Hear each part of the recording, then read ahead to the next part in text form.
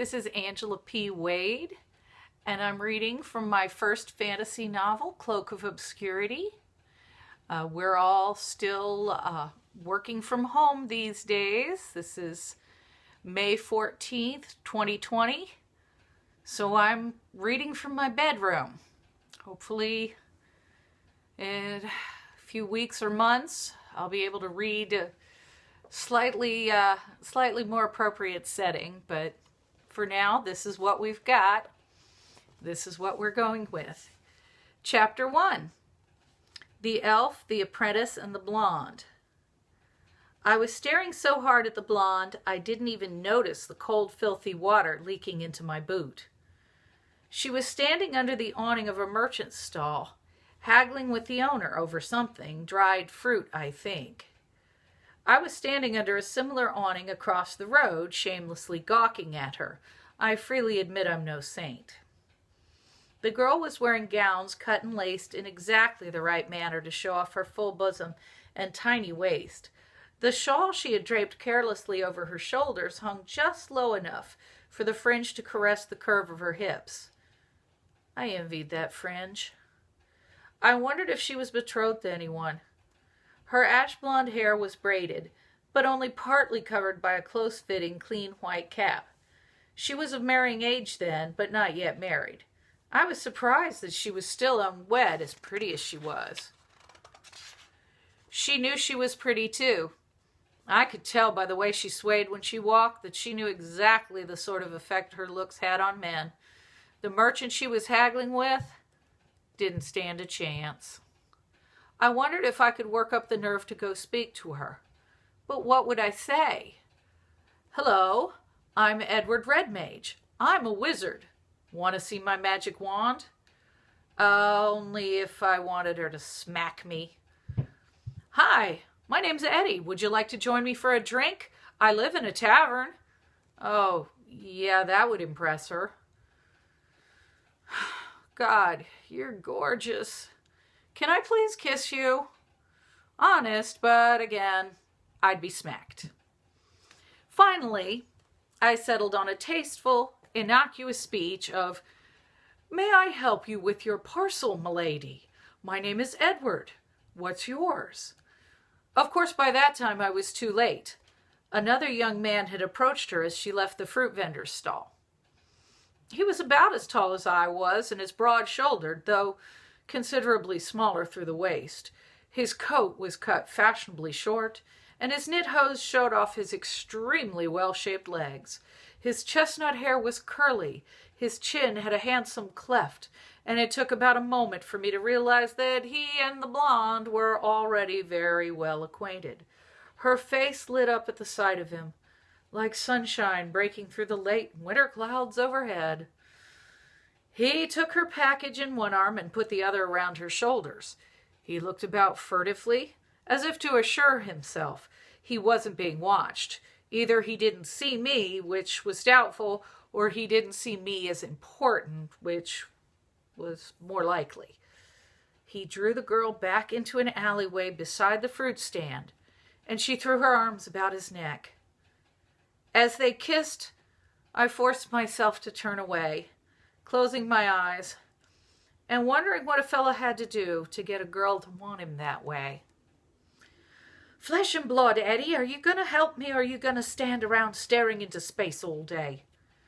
I turned back into the stall at the voice of my employer, Sadie Brewer. What was so fascinating over there anyway? She asked, adjusting her rain-dampened head wrap. When I didn't answer right away, she grinned at the flush creeping over my face. A girl, was it? She said. Well, why didn't you talk to her? You've no cause to be shy, a fine, strapping young fella as you are. And a wizard, too. Now, there can't be that many of them about. There weren't, but I doubted the others were wearing waterlogged boots. Here, said Sadie, thrusting another parcel into my arms. I was certain the other mages in town would have considered it far beneath their dignity to tote bundles of herbs and pepper for a fisherman's fat daughter. But I felt lucky for the chance. Sadie was not only my employer, but also my landlady and my salvation. She had taken me in when I'd had no money and no prospects, and all my worldly goods fit in one small trunk. I kept her in free of fleas, mice, cockroaches, and other vermin, and in return slept in a narrow room walled off at the end of her second-floor hall. It wasn't elegant, but it was warm and dry. That should be the last of it, Sadie continued. Let's go home. The weather's horrid. I spared one last glance over my shoulder at the beautiful girl. She was now speaking demurely with an older man. Her lover stood behind her, hands clasped behind his back, trying to look innocent. I wondered if the man were the girl's father, and if he'd just caught her with the young man. I supposed I would never know, and turned to go home.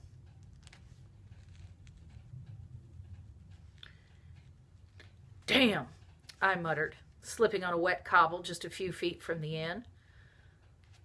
What's wrong, Eddie? Asked Sadie, pausing with her broad rump filling the doorway. Nothing, I said. Now I was noticing the leak in my boot. The sole had worn clean through, and that last slip had torn it away from the upper.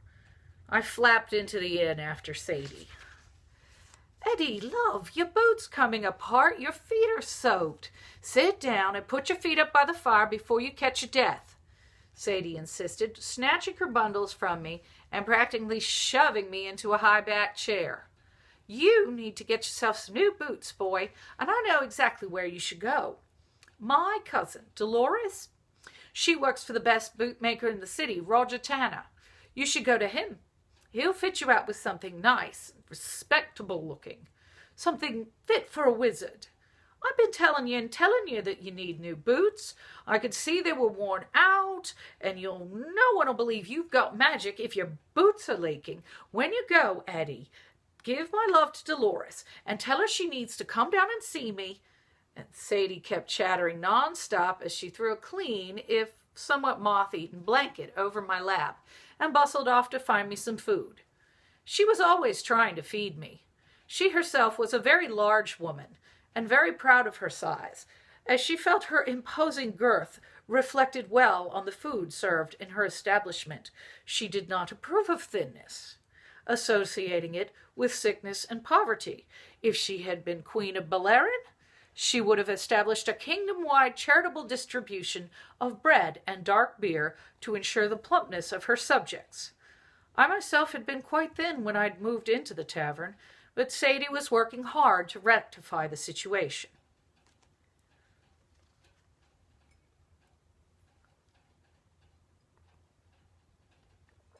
A few days later, when the rain let up, I limped out to Leather Lane. Being in high spirits at the prospect of dry feet for the first time in months, I was singing to myself. Master Roger's shop was at the northeasterly end of the road, close to the wealthier part of town. Like most of the craftsman's shop in Bell Camp, it was a two-story affair, crammed in against its neighbors. The front part of the ground floor was the shop itself, with an open door, and two windows with wooden shutters that folded down into shelves for the shoemaker's goods. The master of the shop and his kin slept on the second floor. In some luxury, I had guessed. The windows had glass panes. A number of belts, bags, and pouches were lying out on the front shelves on display. Sadie had not been exaggerating the skills of her cousin's employer. His wares were obviously of the highest quality. I paused to inspect an elaborately tooled belt, still humming softly. Then I considered Master Roger's prices. They were most likely far more than I could afford. I stopped singing. "Oh, do go on, my lord," said a soft voice from the shadows. I started and looked to see who had spoken. A small, slender figure emerged from the shop door. A lad of 12 or 13 years, I judged. He seemed to be some sort of servant. His coat and hose were drab, well worn and cut for someone considerably huskier. His glossy black hair was cropped raggedly at his shoulders. His eyes were an odd shape of deep blue-gray, all the more unusual in contrast to his copper-colored skin. "Oh, I'm sorry," the boy said. I didn't mean to be rude. It's just you have such a good voice, my lord. I smiled. Well, thank you, Master Elf, I said. Coming from one of your sort, that's high praise indeed. The elf child smiled back, revealing even white teeth. Oh, I couldn't carry a tune in a bucket with both hands, he said, but I love singing. He glanced at the belt I was holding. Do you like it? It's very nice, I said. Really? He said. Oh, yes, I said, completely sincere. The leather had been tooled in an intricate pattern of vines and leaves, which had then been stained in various colors. I could see how Master Roger had gotten his reputation. This work is beautiful. It must have taken days to tool these vines. Over a week, said the boy, gazing up at me shyly from beneath the shaggy fringe of his hair. I'm pleased you like it. Of course, I added, a lovely belt like this would probably be wasted on me. I patted my stomach and grinned. I'm putting on so much weight these days, it'd probably be lost out of sight under my belly within a year. Lee, are you bothering our customers again? Came a woman's sharp voice from within the workroom. You know you aren't supposed to be talking to them. He's no bother, I called back. The owner of the voice came out from between two racks of half-finished shoes. Welcome to the home of Roger Tanner, she said, in a voice much gentler than the one she'd used to the servant. May I help you? It was the blonde, the girl I'd seen in the market that day in the rain. My heart tripped over itself. I immediately thought of several answers to her question, all of which would have gotten me slapped. No, I'm just looking.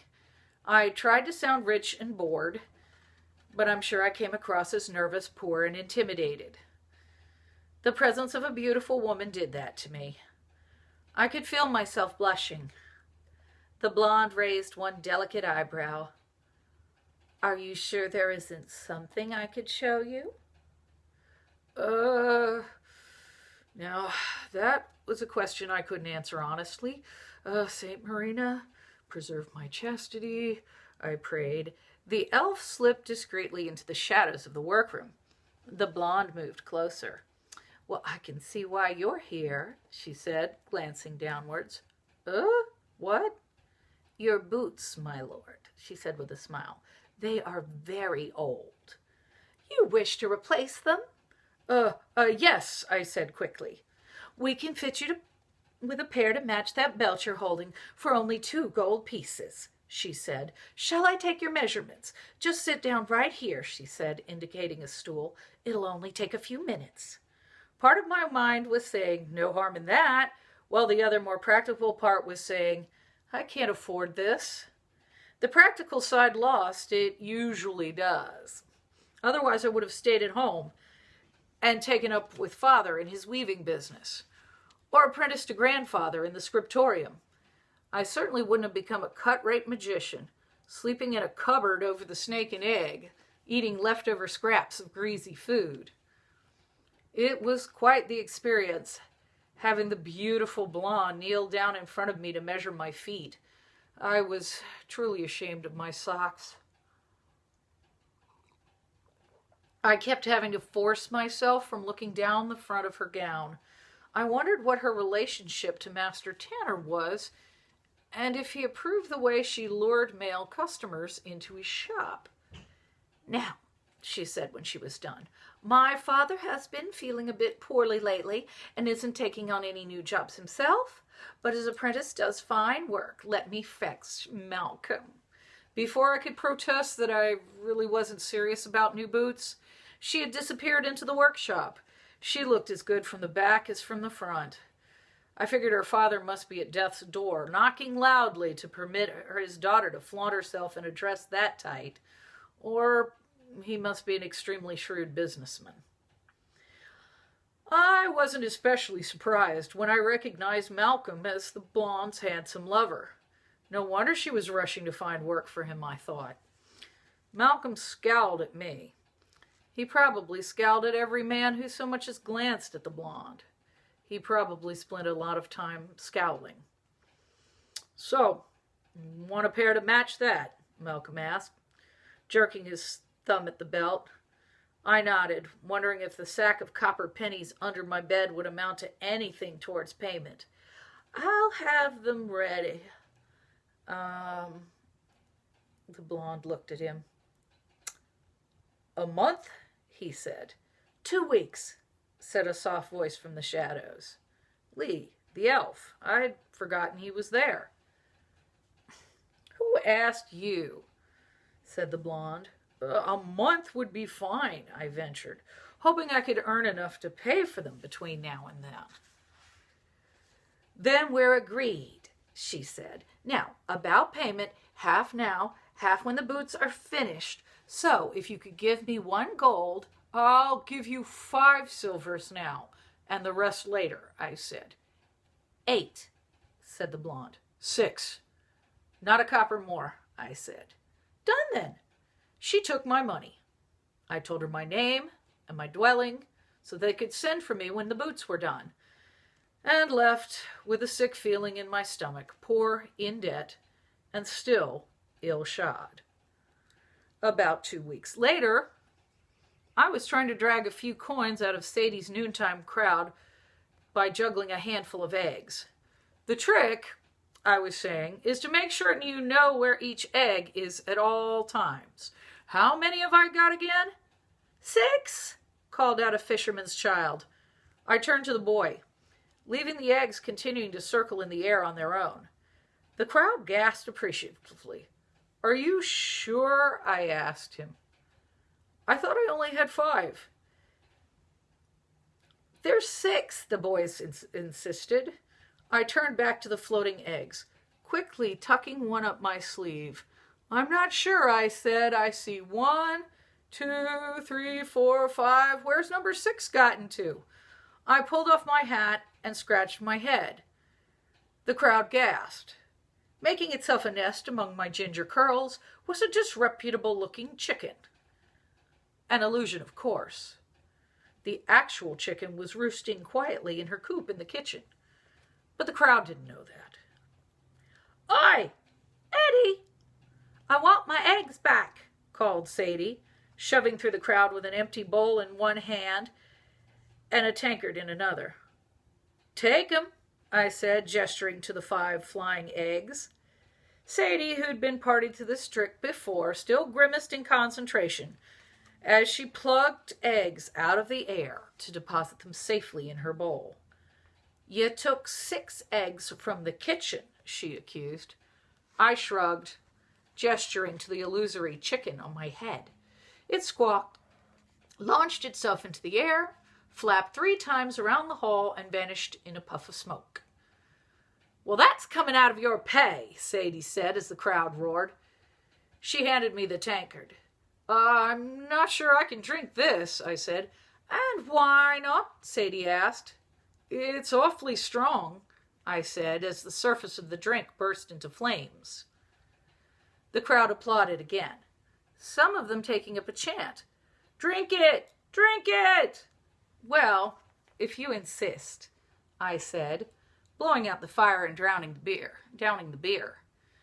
And don't think you still don't owe me an egg, said Sadie. I put my hat back on. Something squelched. The crowd howled as trickles of egg ran down my face. I removed my hat in mock chagrin as folks began tossing coppers into my upturned, egg-sodden headgear. I reflected that St. Roland the Sorcerer probably never had to sink to low humor to make a living. I was rinsing egg from my hair in the kitchen when a slim brown hand tugged at the sleeve of my coat. My lord, said the owner of the hand, my mistress sent me to tell you your boots are ready. Oh, Lee, I said, recognizing the elf. I'll come to the shop directly. Let me get my bag. I figured there was no sense putting off the inevitable. The sooner I'd emptied my purse, the sooner I could start filling it again. At least the egg trick had made me some money. We walked uptown together, mostly in silence, Lee keeping a pace or 2 behind me. For some reason, that made me uncomfortable. He wasn't my servant. "You can talk to me, you know," I said. "It's not my place to speak to my betters," the boy mumbled. "I'm scarcely more than Sadie's servant myself," I replied. "Hardly one to call myself better than someone." I bit my tongue before I could add even an elf. That would have been beyond insensitive. Finally, as the cramped, dirty alleys of the fishing district gave way to the broader streets of the craftsman's quarter, he said, "I was watching you in the tavern. You made it all look easy." I shrugged. "It is, really, if you can do it. Just illusions and levitations, mainly. But other wizards, they make it look complicated. All chants and charms and hand-waving." Chants and charms have their places," I said. "Of course, it's true that most mages go through a lot of extra ritual in public, trying to impress people. The stuff of magic, the energies, the elemental forces, they're all around us all the time. It's just that not everyone can reach them. The charms and potions and such contain their own power, and anyone can use them, but only people born with a certain gift can work magic by themselves." "And you were born with this gift?" Lee asked with a smile. I blushed, realizing that I'd been lecturing the boy. He probably thought I was boasting. Yes, but it's no different than being born with good looks or perfect pitch. I mean, it's not really something you can take credit for. Our powers as wizards aren't our own doing. I can't really understand why some of us are so arrogant. Of course, I know some good-looking people who are pretty arrogant, too. And I'm sorry," I said. "I'm babbling. Bad habit of mine. I shouldn't talk your ear off."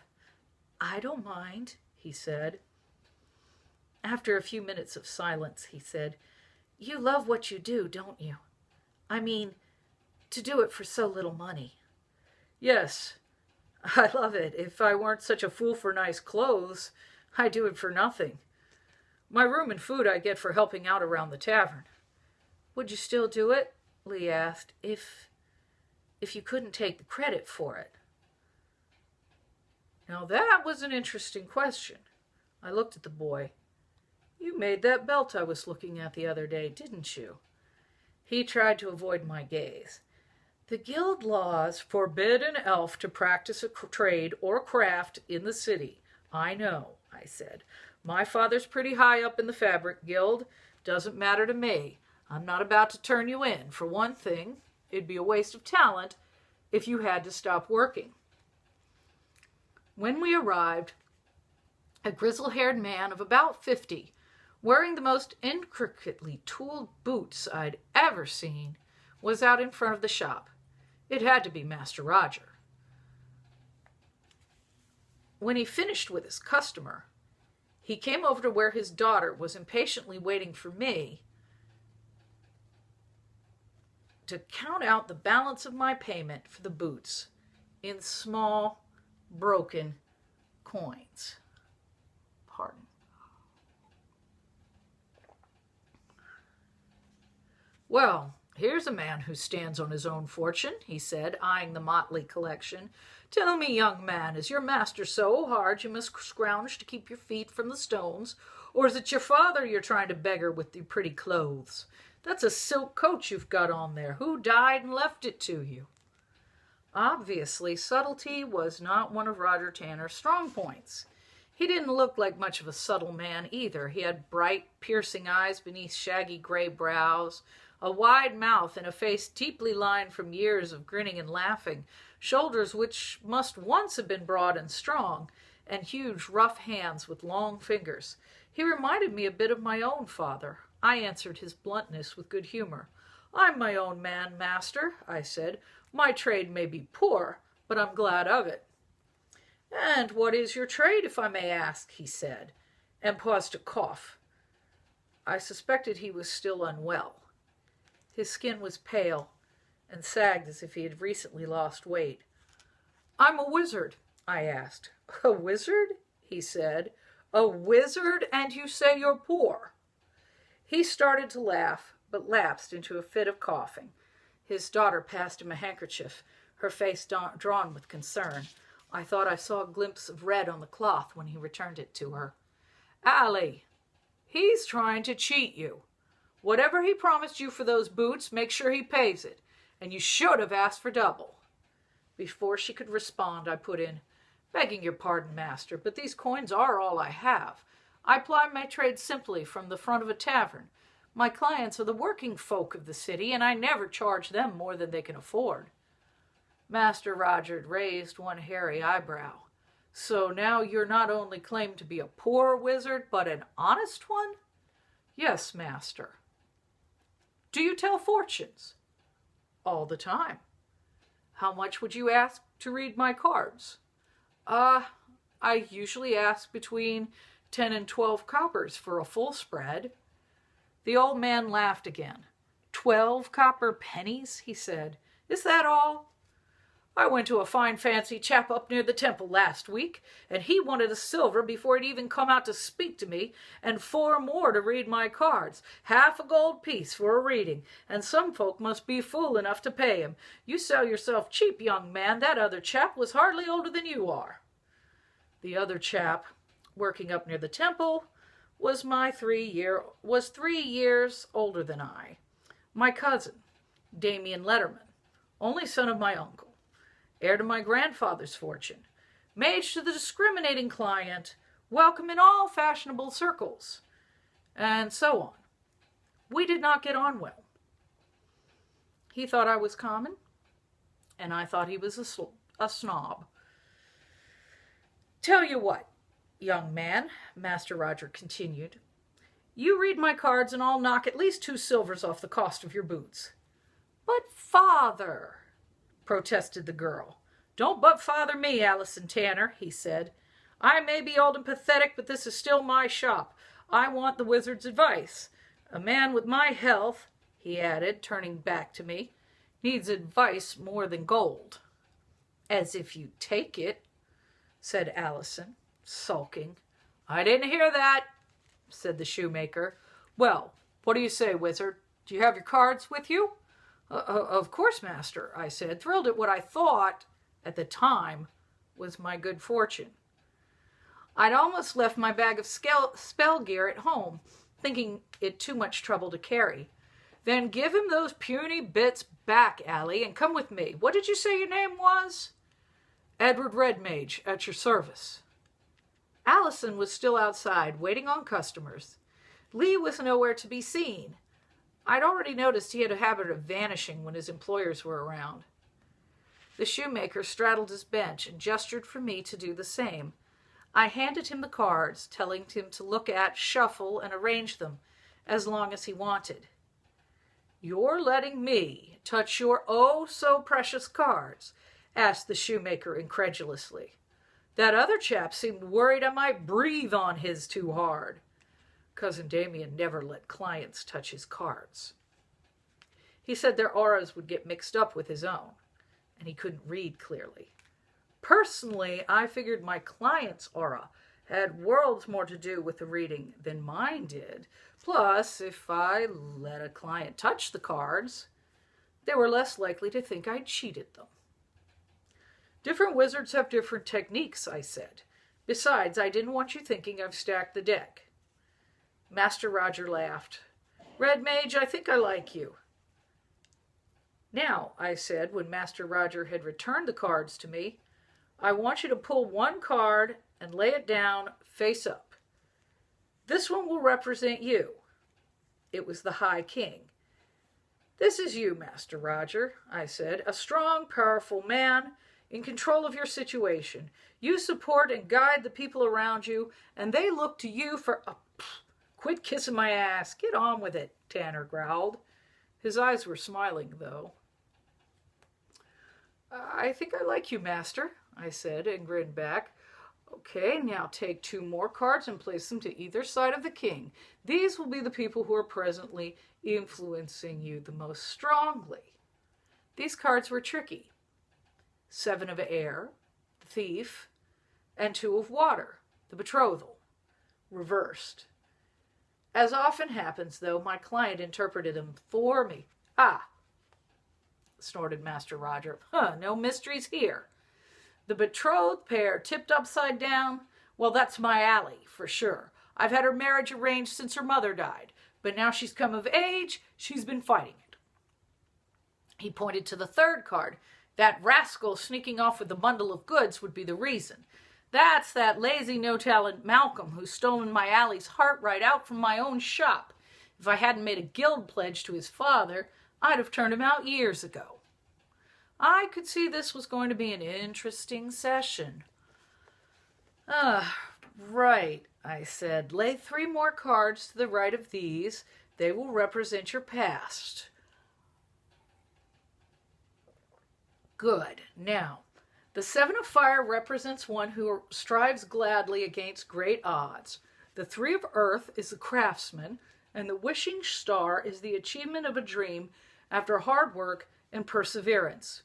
These cards tell that you've worked hard all your life to become the success you are today. Am I right? No mistake there, my client said, though anyone could have told you that. He winked. Where'd the next 3 go? Above the first set, he placed them. These are your present. They were none too pretty, but they seemed to follow the ones that had come before. The 4 of Earth is a miser, I began. Are you calling a man paying 2 silver for a reading tight-fisted? He said with a grin. Oh, not at all, I said. This card shows that you or someone close to you may be putting material considerations, such as wealth or status, above more important things. The next card, the 5 of Water, is the pessimist. It indicates someone who spends so much time regretting what he's lost or can't get that he neglects those things he has. Well, that's Allie again, said Master Roger. Sure, Malcolm's fine to look at, but he'll never be half the craftsman Dennis Cobbler is. Good looks fade quickly, but a good reputation in the trade, that will support you for years. Sometimes, I reflected, this job is a little too easy. The Page of Earth, I continued, is a young person, craftsman, dark-haired and eyed. Would that describe this Dennis fellow? Exactly, said Master Roger. Tell me something I don't already know. Let's see my future. Where do I put the cards? To the right of the first 3. He laid them down one at a time. As each card was turned, I felt more and more that a greeting to this reading had been a mistake. The shoemaker, however, laughed. What? Does this mean I'm about to die? He placed the captive, prosperity overturned, and the one card everyone knew meant danger, the blasted tower. Master Roger coughed violently, wiping his mouth on his sleeve. Mistress Morgana has her black eye on me, yes? The White Lady's sending her messengers out to fetch me home any day now. Few people named the Judge of the Dead aloud, and I fought against the chill that rose up my spine. No, Master, I said hurriedly. This is the future. Nothing is carved in stone, and the tower does not have to mean death or disaster. It may only mean a great and unexpected change. These cards are telling you to reconsider your present life, to make changes, to avoid the trap of he was laughing at me. I see it all now, he said. You and Allie planned this, didn't you? All those coppers you were counting. Allie, bless her naughty heart, knew I was looking for a cheap mage, and here you are, all but telling me I'll die or come to ruin if I don't break her betrothal to Dennis. I was insulted by his accusation of a rigged reading, and even more worried about his laughing off an obvious set of warnings. Master, I said, I assure you your daughter did not speak to me of any of this. Still, if you are dissatisfied, I can find some other way to serve you. I can prepare a potion to ease your cough, if you like. Oh, no, he said. I've outlived my wife and all but one of my children. I put no stock in potions. If I die, I die. As simple as that. He coughed again. Well, Edward Red Mage, you've entertained me, if nothing else. The boots are paid for. Take them, and be gone with my blessing on you. from one clever rogue to another. I knew it was time to bow out gracefully, so I did as he bade. The new boots felt wonderful as I walked down a narrow side street. I only wished my mind were as comfortable as my feet. And thank you for your patience with my glasses and my hair.